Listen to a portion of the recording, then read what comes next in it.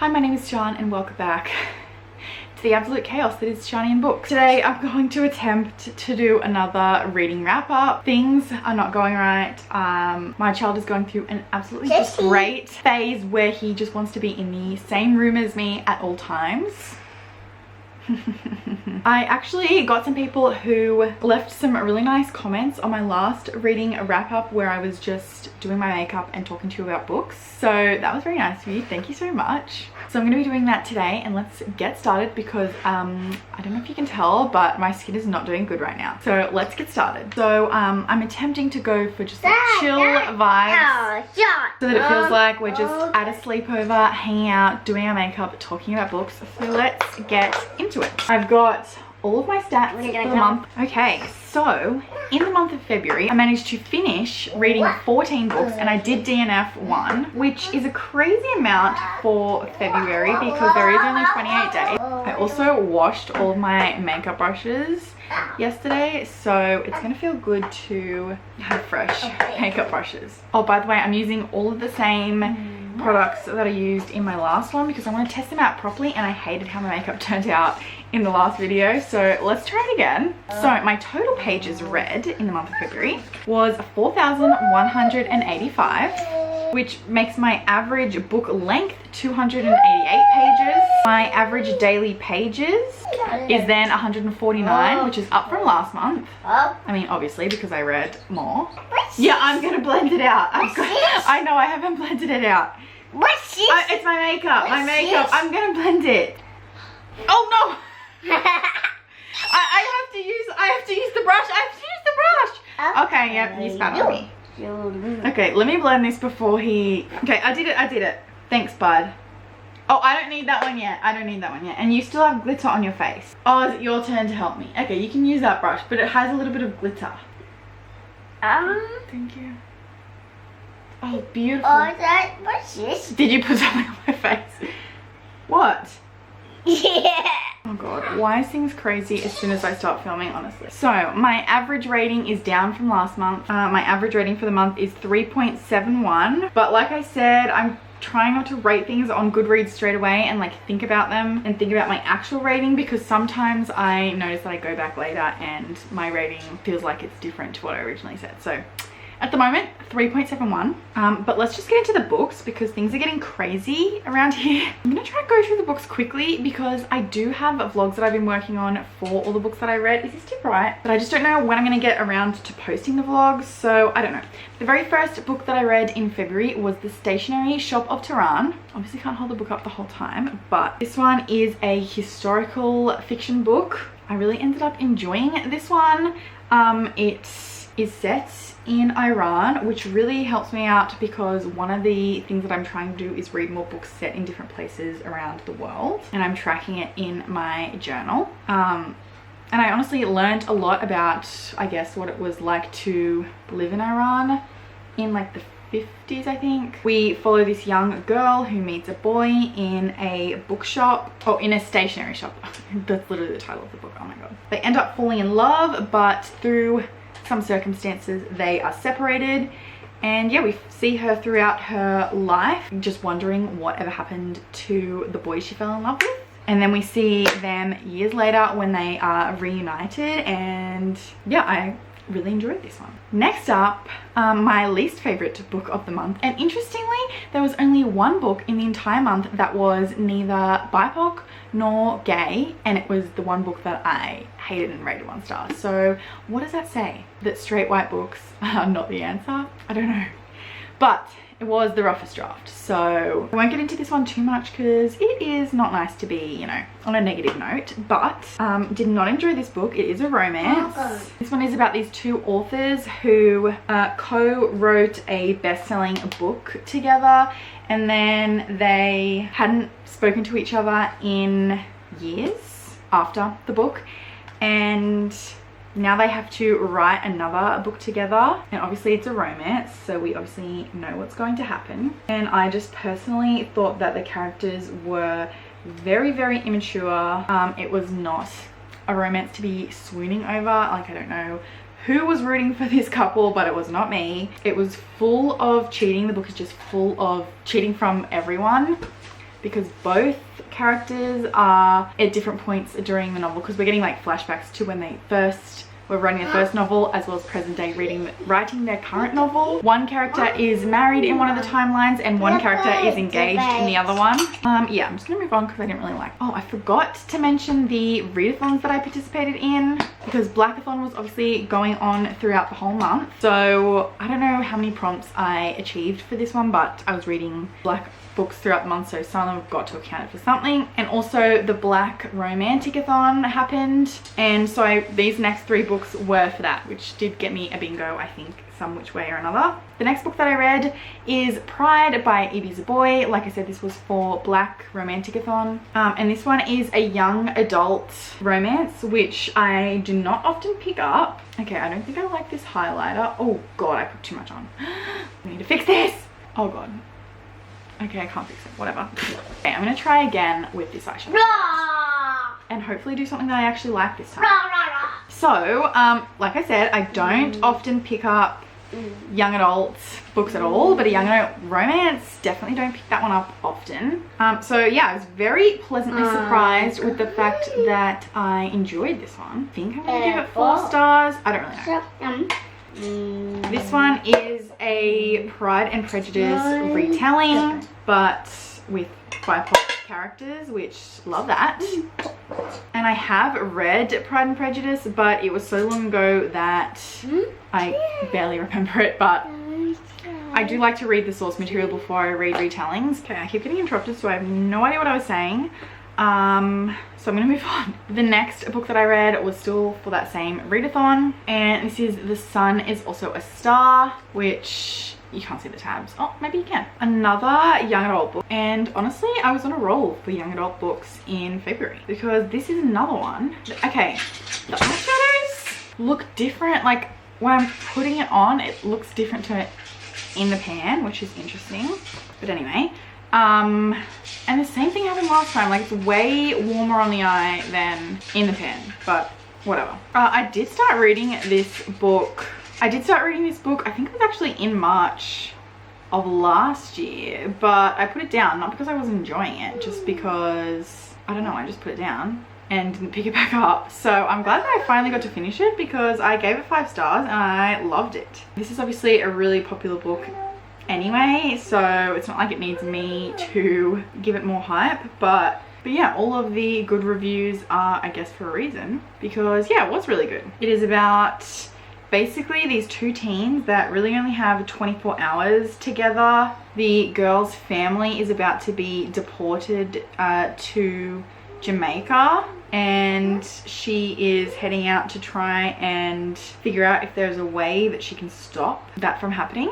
And she meets this boy and they spend the day together and fall in love, and I think it's got turned into a movie, so I should watch the movie. But yeah, really happy that I read that one. And I was flying through these because they are young adult books, so they're really quick to read. And then lastly, for the Black Romantic-a-thon, I read Ties That Tether by Jane Caro. This one was the one that I thought I was gonna like the most, and surprisingly, I think I actually liked it the least. I've actually read from this author before and I enjoyed it. And it's also an adult novel, so I thought, okay, perfect, I'm gonna love this. And I actually did not. I just think that the writing style wasn't for me. I thought some of it was like pretty cringy, the romance. Yes, I'm really sad that I didn't love it, because I read The Sweetest Remedy by that author and I enjoyed it. So don't know what happened there, but maybe it's because I read 2 books that I really enjoyed before it. I don't know what happened, but moving on. Next up, I read Black Girl Unlimited by Echo Brown, and this was incredible. I think on the back it says something like part memoir, part magic, or something like that. And it's basically, like it says, it is like her end of her teen years growing up. So it's a memoir, but she's put like a magic twist on it.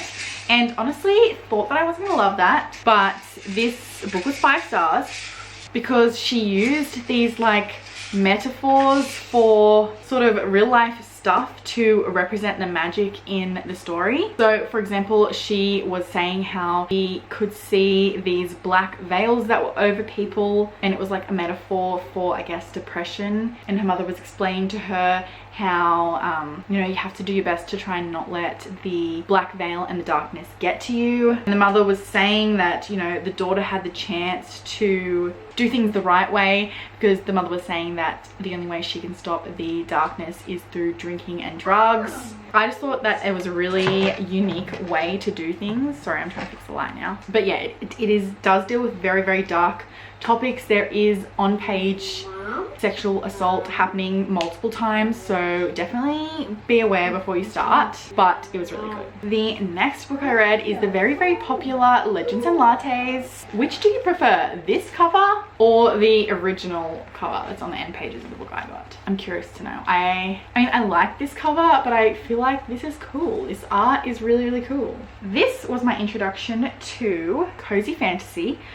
So I was very, very interested to see what I would think of this one, and I have concluded that cozy fantasy, I think, is for me, because I love this. Like I said, I've been working on a lot of vlogs that who knows if they're ever going to be out, but I did say in the vlog, so you'll hear me repeat myself if I ever post it, but I saw Sadie say on Instagram, her Instagram is the Library Lane, I saw her say that she was DNFing it because she thought it was too boring. And Sadie does read a lot of fantasy, like high fantasy, and I had messaged her when she said she DNF'd it and said, if you think it's too boring, then I think it's going to be perfect for me. And I was correct, because I almost thought it wasn't boring enough.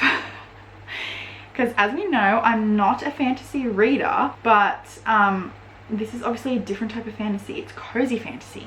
So for me, because basically the book is about this orc, and oh my god, my battery's dying. It is about this orc who is leaving her crazy orc barbarian or whatever it is life to open up a coffee shop, and the whole beginning of the book is just really about opening the coffee shop, and it's just like vibe. There's not really anything else happening besides that, so I can definitely see for people who normally read fantasy that it would be pretty boring, but for me, when it got to like the actual part where there was a slight bit of action, I was like, okay, this is getting a little bit too fantastical for me, and it did start to lose me then, which is really funny. But all in all, I did really, really enjoy it. Loved the vibes, very, very cozy, and I think I will reread it. So that's my take on that one.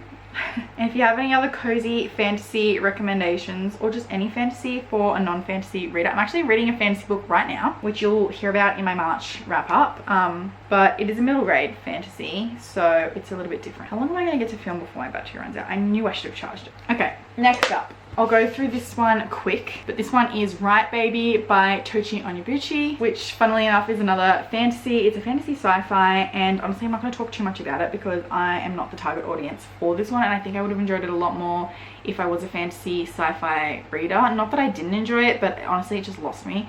Thankfully it's really, really short. It did talk about some really interesting things, discussed a lot about race, but yeah, it lost me and I'm trying to go quick. So next up, I read Blacktop Wasteland by S.A. Cosby. Razorblade Tears was one of my favorite books of last year, so I was excited to see if I enjoyed S.A. Cosby's work or if Razorblade Tears was just a fluke, because it's definitely not the type of book that I normally read. It's very violent and gory, and my conclusion is that it is not my genre. I do stand by my rating of Razorblade Tears because I do think it is a very good book. Hold up, I'm missing stuff. But I think the difference is that with Razorblade Tears, I was very emotionally connected to the characters, which I think is what me to give it such a high rating. But with Blacktop Wasteland, I was not so emotionally connected to the characters, which only left me with the violence and gory writing, so didn't love that. But that's fine, because I'm sure other people enjoy his writing a lot, because he obviously is good at writing. It's just not the type of stuff that I am gravitated towards. I don't really want that much violent stuff and talk about like vomit and urine and brains being scattered across the ground, because there was some discussion about that. Next up, I read The Ghosts We Keep by Mason Diva. This one is a young adult contemporary book. I loved the author's previous this work, I wish you all the best. So I was very excited to get into this one, and I didn't love it as much as the other one, but I still really enjoyed it. The characters in this one are definitely teenagers. There was a lot of like teenage behavior, teenage talk, which is fine because it is a young adult book. But yeah, just be aware of that.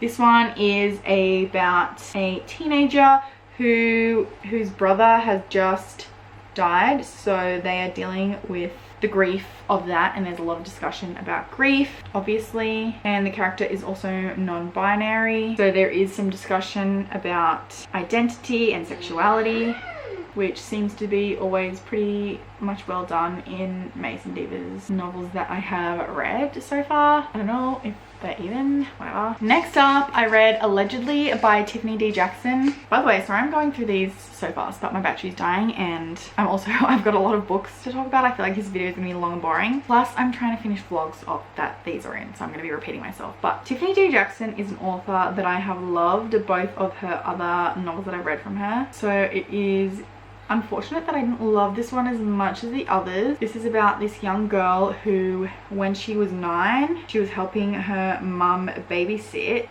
for this white family. She and her mum are black, and so they're babysitting for this white family, and the baby dies. So the main character is then put into like juvenile jail for this crime at 9 years old, and she's now like 15, I think.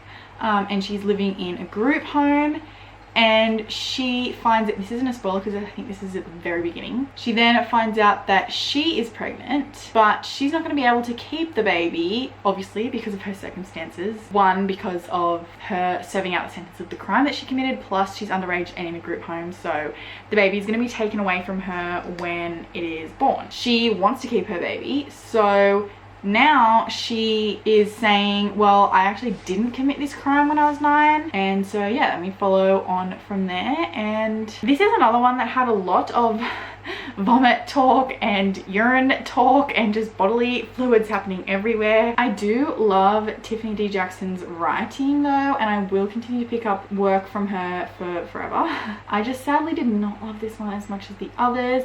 There's also a big twist that happens, and this happens like literally in the last chapter, and to be honest, I didn't like it. And we're supposed to feel for the main character because she's so intelligent and so bright, but like she'd still be a worthwhile human and someone to be cared about even if she wasn't an intelligent human. I don't know.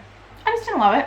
That's fine. Reading is subjective. We all have our opinions about books and they can be all different, and that's fine. Next up, I read a little short one called Ms. Ice Sandwich. This is very tiny, so I won't go on about it too much, but it is about this young boy who is obsessed, infatuated, I don't know, with this lady in the grocery store who serves out the sandwiches, and he nicknames her Ms. Ice Sandwich, and he loves her bright blue eyeshadow, and he just goes in there every day to try and get a sandwich just so he can kind of, I don't know, look at her. And I really loved this. I thought this was a really sweet look into just the thoughts of this boy for just a really short amount of time. I really like books that are just short and we just see the characters for just a tiny amount of time. Also, I believe that the young boy is neurodivergent, so that was also really great to read from, and it's so short, so I'm not going to say too much about it. Next up, we have the book that I unfortunately DNF'd, which is 67 Days.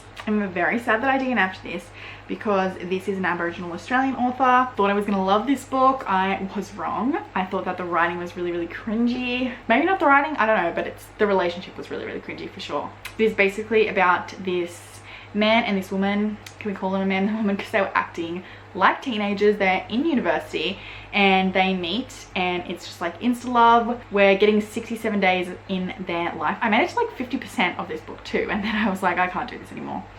I just have so many books that I want to read, so I was kind of like, eh. Yeah, he was proposing to her after like 2 weeks, maybe it was 3. So yeah, I just wasn't, it was a library book, so that's why I was kind of like, I'll DNF it. Plus I was flicking through the pages and I accidentally spoiled myself for something that happens, like a big thing that happens, and honestly it didn't even bother me that I was spoiled. So I was like, oh, if I'm not caring about that, then why am I pushing myself to read a book that I'm not loving? So really sad because I did want to read more Australian authors. I love reading from First Nations Australian authors, but this one personally wasn't for me. It might work for other people, so Next up, a book that I did love, Our Wives Under the Sea. This one is a horror book, which I don't read a lot of, but this one was really cool. This doesn't go, does this go with anything, this lipstick? Oh my god. In true chaotic fashion, my battery died, so I'm gonna try and finish the rest of this on my phone. I only have 2 books. I think I was talking about this book, which is a horror book. These 2 wives, one of them went on this deep sea diving mission and the other one was left behind. It was meant to be a 3-month trip, ended up being 6 months. I think it was 6 months that she was gone, and now she's back and she's not how she left. Things are weird.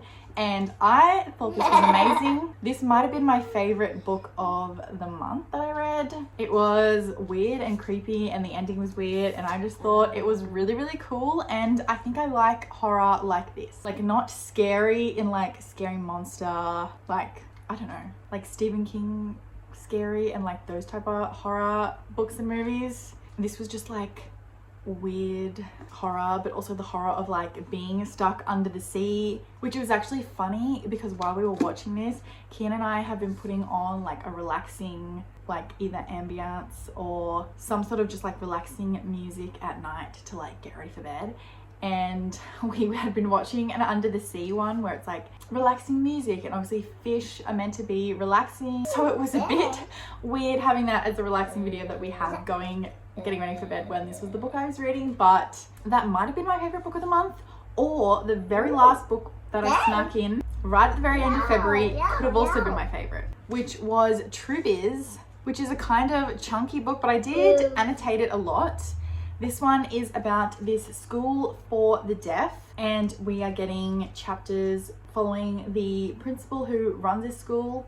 There is chapters from this new student who is just starting there, and also this one student whose family is very like prevalent in the deaf community. They have kind of like this family history where every generation has had someone who is deaf, and there is a lot of discussion about people's views on being deaf and disabilities in general. I honestly learned a lot from this book. Okay, I'm gonna get interrupted. I will hopefully have a vlog out with this in it where I talk in a bit more detail. But yeah, this shocked me because I haven't really seen anyone talk about it, but I loved it and it might have been my favorite. One of these I think was my favorite of the month. I don't really know. Should I make a stack of all the books that I read? This is all of the books that I read in February, plus the one DNF, which is pretty good if you ask me. Thank you for watching this chaotic video. Sorry that it's chaos once again. Oh, my life. I feel like the makeup is maybe better than last time, but I'm still not sure how I feel about these eyeshadows. But regardless, I'm gonna go and put my bookshelf behind me back together, and hopefully I'll be back some more coherent thoughts next time. Oh my god, I just dropped everything. Okay, I'm going. Thank you so much for watching. Also, thank you to everyone who has left me a very nice comment. I've gotten some really nice comments lately, which is really sweet. Even people who haven't left a comment and are just silent watchers, because I'm a silent watcher of YouTube lately because I just don't have time to comment, or I start a video and then Kim distracts me and then I come back later and then I just forget to comment. I don't know. Anyway, just thank you to everyone. You're all lovely and nice, and I appreciate you being here, and I'll see you next time.